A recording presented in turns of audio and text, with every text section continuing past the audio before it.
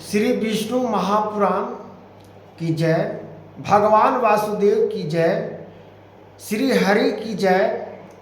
आज हम श्री विष्णु महापुराण की कथा सुना रहे हैं मित्रों। माताओं बहनों, भगवान विष्णु हरि का स्मरण और भगवान हरि का नमन, जिस प्रकार से भगवान का स्मरण किया जाता है उस प्रकार से भगवान का नमन और स्मरण करने में, और जिस प्रकार से भगवान वासुदेव का, जो आज हम श्री महाविष्णु पुराण का अंश तीसरा अंश अध्याय चौथा सुना रहे हैं कथा। इस कथा के माध्यम से हर मनुष्य का जीवन में जिस प्रकार से भगवान हरि विष्णु जी तत्व और ऋषि वेदों का उच्चारण, जो वेद संख्याओं का विस्तार से है, वेद संख्या को विस्तार हर प्रकार से ऋषि महर्षि मनुष्य को, माता बहनों को, ऋषि महर्षि तो खुद इनका उच्चारण करते हैं।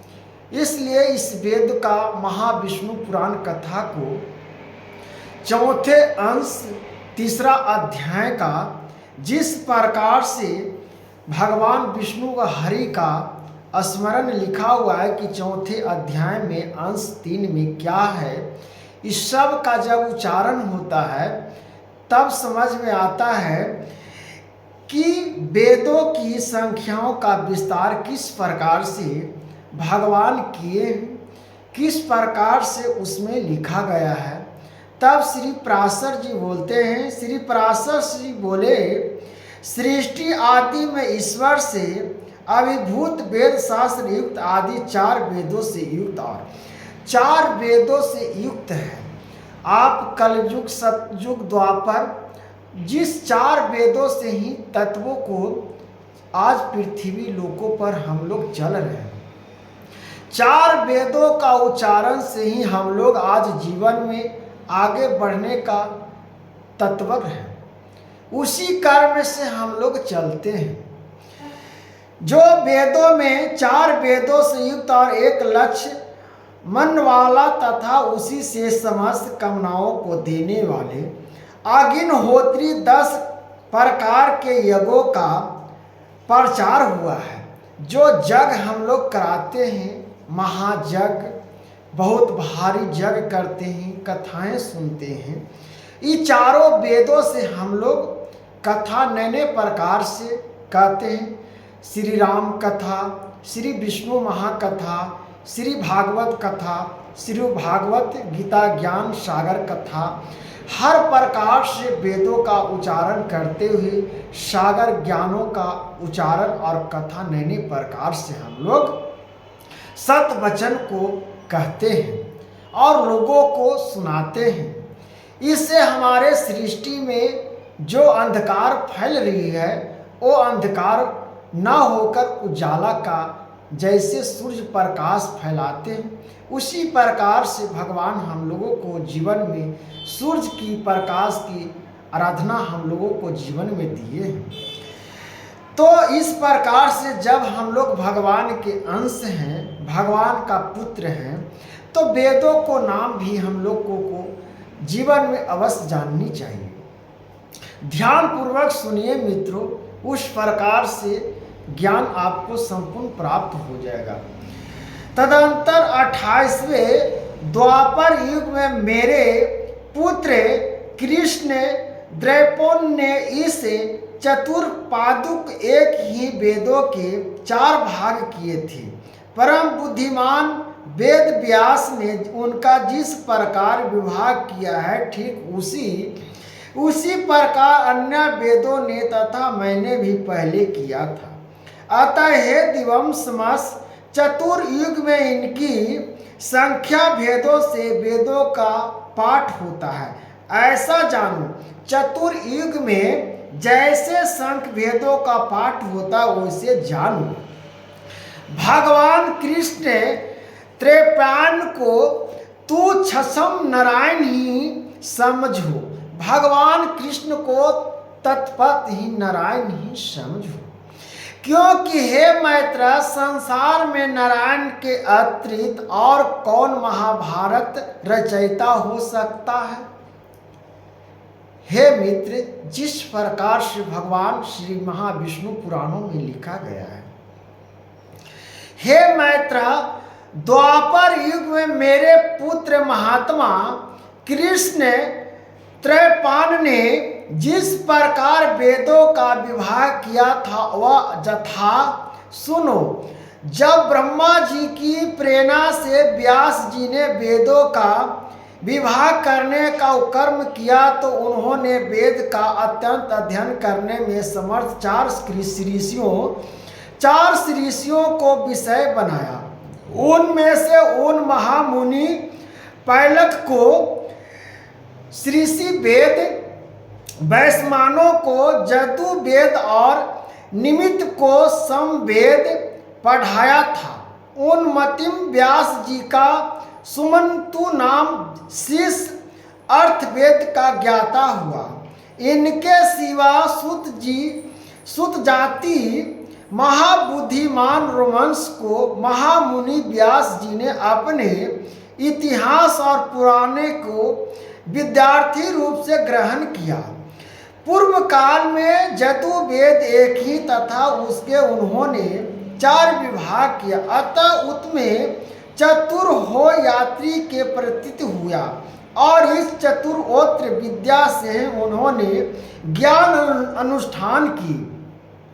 जिस प्रकार से वेद व्यास जी ने जयु से अधुयुक्त ऋषि क्रेत से होते के समान उद्गार तथा अर्थवेद से ब्रह्मा के कर्म की स्थापना की, तदंतर उन्होंने श्रीष तथा जदु श्रुतियों का उद्धार करने के श्री वेद एवं जदु वेद की और समावेदु से समवेद की रचना की।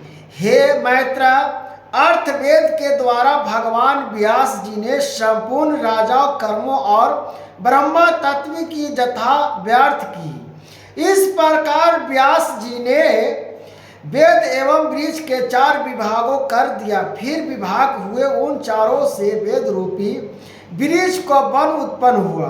हे विप्रा, पहले वेद श्री वेद रूपा वृक्षा दो विभाग किया था।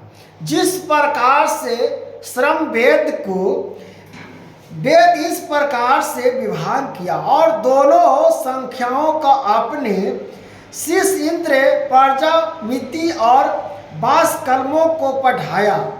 इस प्रकार से पहले जैसे आज हम लोग पढ़ते हैं स्कूल में जाकर, उसी प्रकार से वेद हर प्रकार से ऋषि महर्षि अपने शिष्यों को पुत्रों को पढ़ाते गए। उस प्रकार से ज्ञान की आगे बढ़ते गए और वेदों का उच्चारण इस प्रकार से सब बैठकर एकत्रित होकर, जैसे गठन और समाज में हम लोग पंचायती करते हैं, उस प्रकार से उसी समय भगवान के सब रूप थे। वो गठन करके सब साम वेद चारों वेदों का एक वेद से चार वेदों का उच्चारण किया। इस प्रकार से हर मनुष्य और ऋषि महर्षि के समझने में कठिनाई न हो, इस प्रकार से भगवान बहुत सोच समझ के इस प्रकार से वेदों का उच्चारण किए।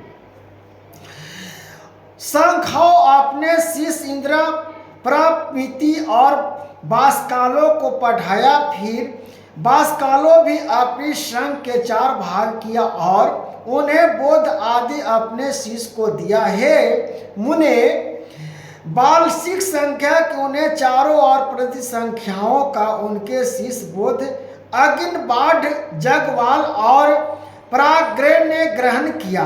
हे मैत्र, इंद्रप्रति ने अपनी प्रति संख्या को अपने पुत्र महात्मा मार्कंडेय को, मार्कंडेय जी हो बहुत सर्वश्रेष्ठ, इस प्रकार से मार्कंडेय को पढ़ाया। इस प्रकार से शिष्य परम से उससे संघ का उनके पुत्र और शिष्यों में प्रचार हुआ।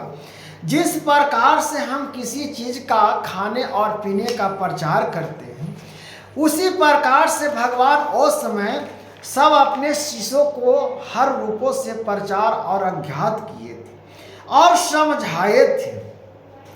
शिष्य परंपरा से ही संकल्प वेद मित्र ने उस संहिताओं को पढ़ाया और उसके 5 अनुसंख्याओं में विभक्त कर अपने 5 शिष्यों को पढ़ाया।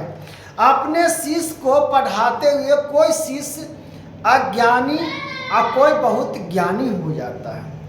एक स्कूल में एक ट्यूशन में पढ़ते हुए कोई धर्मात्मा और कोई अत्याचारी पुरुष निकल जाते हैं। इस प्रकार से विद्यावान जो विद्या को ग्रहण किया और विद्या को जो समझा वो विद्यामान कहलाया और वह वेदों का स्मरण और वेदों का रचना भगवान के सृष्टि उन पर प्राप्त हुआ। जब तक भगवान का सृष्टि हम लोगों पर नहीं प्राप्त होता है, जब तक हम लोग विचलित होकर नए नए प्रकार से मनुष्य तन में रहते हुए भी भटकते हुए रहते हैं। मन अल्प और असंकल्प के आधार से हम लोग विचलित रहते हैं। नए नए प्रकार से चिंताओं से हम लोग मुक्त नहीं हो पाते। इसीलिए भगवान हर प्रकार से शिक्षा ज्ञान की तत्वों का उद्धार बताते हुए उनका स्मरण करते हुए और उनकी जयकारों का स्मरण किए। हे मित्र, जिस प्रकार से भगवान वेद का स्मरण 5 शिष्यों द्वारा जिस प्रकार से गठन को सिखाया गया, उस गठन को आज इस मार्ग से महाविष्णु महापुराण कथा से जब समझ में आ जाएगा तब जीवन का हर आप संकट को काट लीजिएगा। जीवन क्या है उसके व्याख्याओं में समझने के लिए सब वेदों का उच्चारण किया जाता है।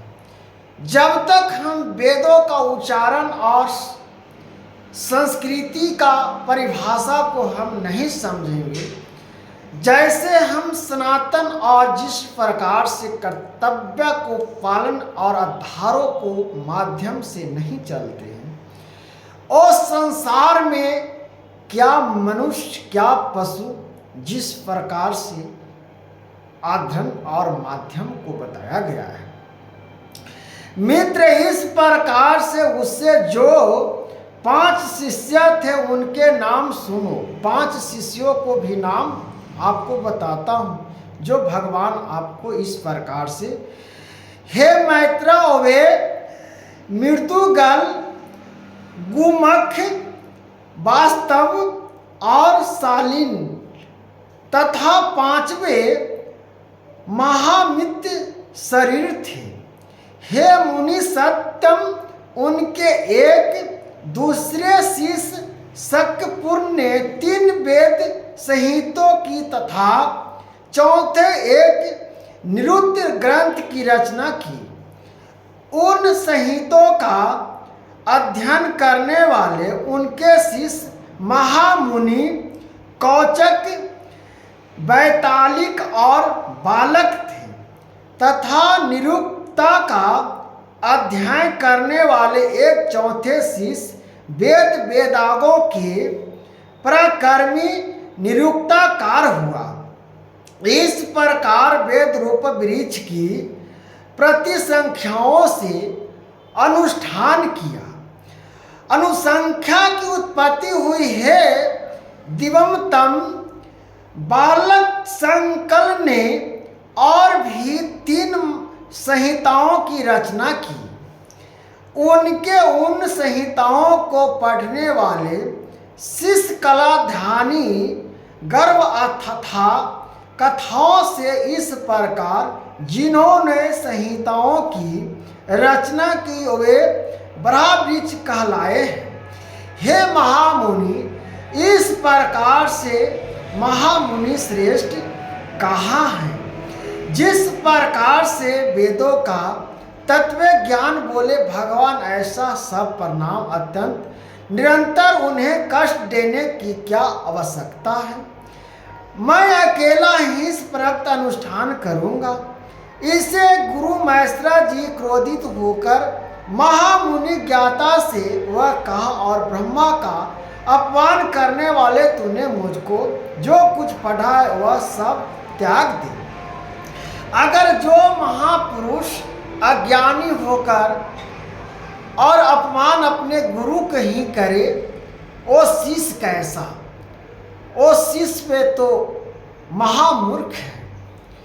जिस प्रकार से वेदों का उच्चारण महर्षि तत्व ज्ञाता को स्मरण करते हुए जीवन का हर पलों में भगवान वेदों का स्मरण करते हुए समाज रूपी संविदाओं को नमस्कार करना चाहिए।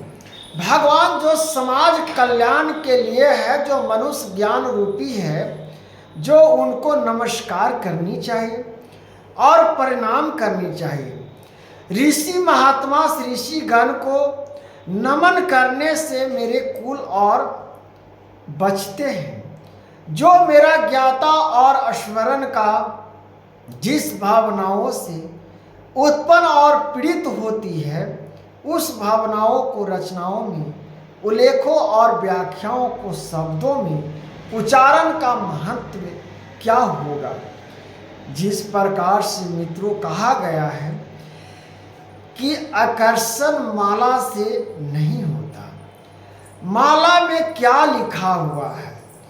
माला है जो भगवान का वेदों का शुद्धिकरण करने के लिए, शरीर का आत्मा समान शुद्ध करने के लिए माला और चंदन का टीका हम लगाते हैं मस्तक पर, तो हमारा इससे प्रेरणा प्राप्त होती है कि शुद्ध बुद्धि होकर भगवान के वेद और उच्चारण को हम छल और कपट से न सुनाकर सत्य वचन को बोले और सत्य वचन को आगे बढ़ाने का मार्गों और समाजों कल्याण के लिए जीवन में हम अपना प्रेरणा दें। नहीं तो आज के जीवन जिस प्रकार से निष्ठा भावों से प्रकट नहीं किया जा सकता, उस प्रकार से समाज में रहने का उसका क्या कल्याण और क्या अपेक्षा महत्वपूर्ण होता है मित्रों।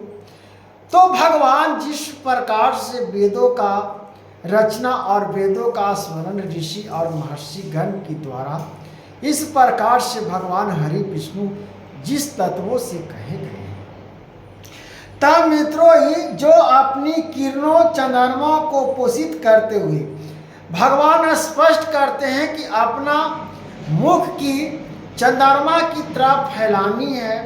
चंद्रमा की तरह आपको जीवन में आपकी चेहरों पर मुस्कान लानी है, खुशियाँ लानी है, तो भगवान हरि को स्मरण नमन करें। और भगवान को स्मरण और नमन करने से जीवन का हर प्रकार से आत्मा को शांति मिलती है। आत्मा को जब तक आप शांति नहीं दीजिएगा, जब तक भगवान की भक्तियों में मन नहीं लगेगा। मित्र, जब काम सफल नहीं होता तो क्रोध उत्पन्न होता है। जब क्रोध उत्पन्न होता है तो वैराग उत्पन्न होता है। उससे हम अनर्गल शब्द का प्रयोग कर देते हैं। फिर हम शांति वातावरण और अपनी निष्ठा पर सोचते हैं। उस समय पछताया आता है मुखों से कि अपने शब्द का प्रयोग कैसी गोसा में किस प्रकार से प्रयोग किया है। ऐसा परिभाषा का प्रयोग नहीं करनी चाहिए। भगवान इस प्रकार से अपना आत्मा और विश्वासों पर नियंत्रण रखने के लिए भगवान स्वयं यहाँ स्पष्ट रूपों से भगवान कहें। इसीलिए वेद का स्मरण और ज्ञान पुरुष का स्मरण हर प्रकार से सुननी चाहिए और समझनी चाहिए। और इस प्रकार से जब समय निकाल के अपने मूल समय को कथा में हम देते हैं, तो परमात्मा स्वयं समझते हैं कि नहीं, अपना मूल समय को निकाल कर मेरा कथा और स्मरण को सुनते हैं। इस प्रकार से जब सुनते हैं तब मित्रों स्मरण करने में, भगवान की गाथाओं में और वेदों का उच्चारण करने में भगवान का शुक्ल ज्ञान और स्मरण की प्राप्तियों हो जाती है। तब इस प्रकार से भगवान का स्मरण करने के लिए गर्भ आस्था कथवा या इस प्रकार जिन्हों संहिताओं की रचना की वे व्यस्त कहते कहलाए हैं। इति विष्णु पुराण तृतीय अंश चतुर्थ अध्याय समाप्त हुआ। इस प्रकार से भगवान का स्मरण और नमन करनी चाहिए।